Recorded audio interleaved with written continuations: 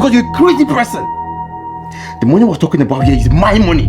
My mother worked hard in that company. I mean, the audacity for you to feel like you can control the money. I know you're injured. I know you're wounded. But when you project that on me, I would not take it. I'm too emotionally intelligent for this bullshit. Go have your bath, Terry. You smell like failure and a prison cell.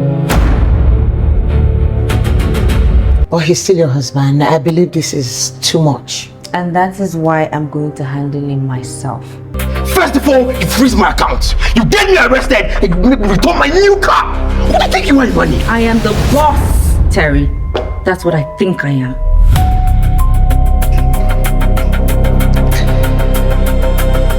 Money. This thing you feel. You feel his power, right? You feel this is power. It's not about feeling like it's power. I am the boss here. Hello guys, welcome back to Vibe Became Star.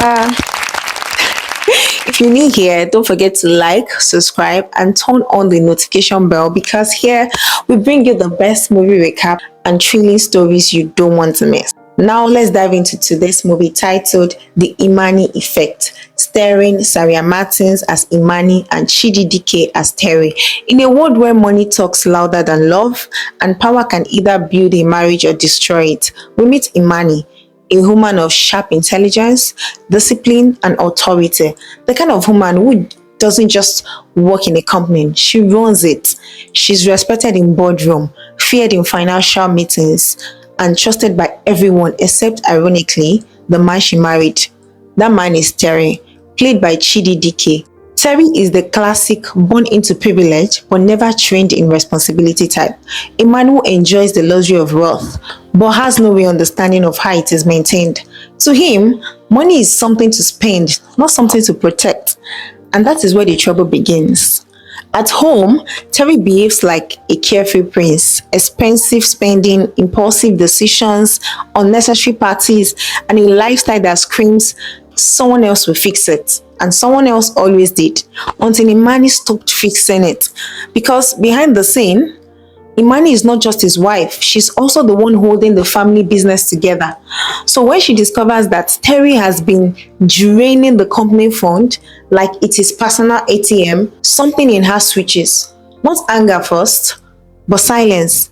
That dangerous kind of silence that comes before a storm. One morning, Terry wakes up feeling powerful as usual. He tries to access his account, decline. He tries another card, blocked. Another attempt, frozen. Panic slowly creeps in him like smoke filling a room. And before he can even understand what's happening, Imani has already made her move. She freezes all of his accounts and restricts his access to the company fund. Just like that, the man who used to spend freely becomes financially powerless. And Terry cannot believe it. Not because it happened, but because his wife did it. Terry storms the company, already boiling with anger and embarrassment. But what he meets is worse than he expected. Imani, calm, composed, powerful. She's in her elements, running meetings, making decisions, commanding respect. Terry tries to challenge her in front of staff, trying to reclaim authority with noise. But Imani doesn't shout. She doesn't panic. She simply looks at him and reminds him of reality. This is not his playground. This is not his money. And this is not his control anymore. In that moment, Terry doesn't lose an argument, he loses status. Embarrassed, Terry begins to lash out. He calls her controlling, he calls her disrespectful, he calls her heartless, but Imani remains unmoved because she's not operating from emotion, she's operating from damage control, and she drops the line that changes everything. Responsibility is not optional in this marriage. Those words hit harder than any insult he could ever throw. Because deep down, Terry knows she's right, but admitting it means accepting failure. And his ego is not ready for that. As the pressure increases, Terry's world begins to collapse. His influence in the company disappears, his access is gone, his staff no longer take him serious. Every decision he tries to make are ignored or overridden. And slowly, reality sets in. He's no longer in charge of anything. Not the business, not the money, and barely not even himself. In his frustration, Terry vents to his friend, expecting support. But instead, he hears truth. Hard truth. The kind that stinks. His friend tells him plainly, He crossed the line first. He caused most of the damage. And if he keeps acting like a victim, nothing will change. Terry doesn't like it, but he hears it. For the first time, he starts questioning himself. Not Imani, not the system. Himself. Back at home, silence replaced shouting. And in that silence, something shifts. Terry begins to reflect. Imani is not just punishing him. She's forcing him to grow, to take responsibility, to stop acting like a boy in a man's position. But pride is stubborn, and change doesn't come easily. Eventually, the pressure breaks him. Terry apologizes, properly this time. No shouting, no excuses, just honesty. He admits he failed. He admits he was irresponsible. He admits he took Imani for granted. And for a moment, the walls between them soften. But Imani doesn't fully open up because she has learned something painful.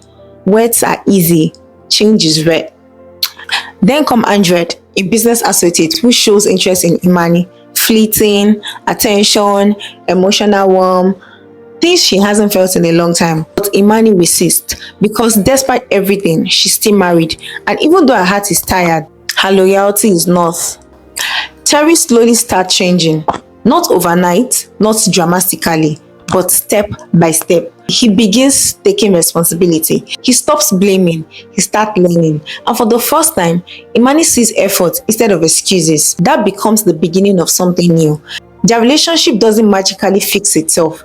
It's rebuilt slowly, carefully, with effort, with honesty, and with accountability. And in the end, they're no longer just husband and wife in conflict. They become partner trying to rebuild trust.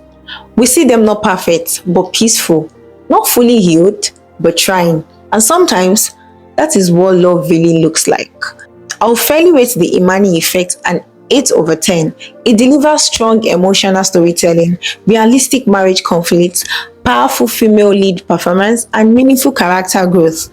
It loses slight point for predictability in the redemption arc, but overall, it's a very engaging and worth the watch. And that is the end of the Imani Effect. If you enjoyed this recap, let me know in the comments, what do you think about Terry and Imani's relationship? And for anyone interested in watching the full movie, go check it out only on Sarian Martin's TV here on YouTube. Don't forget to like, comment, and subscribe for more captivating recap. Until next time, stay entertained.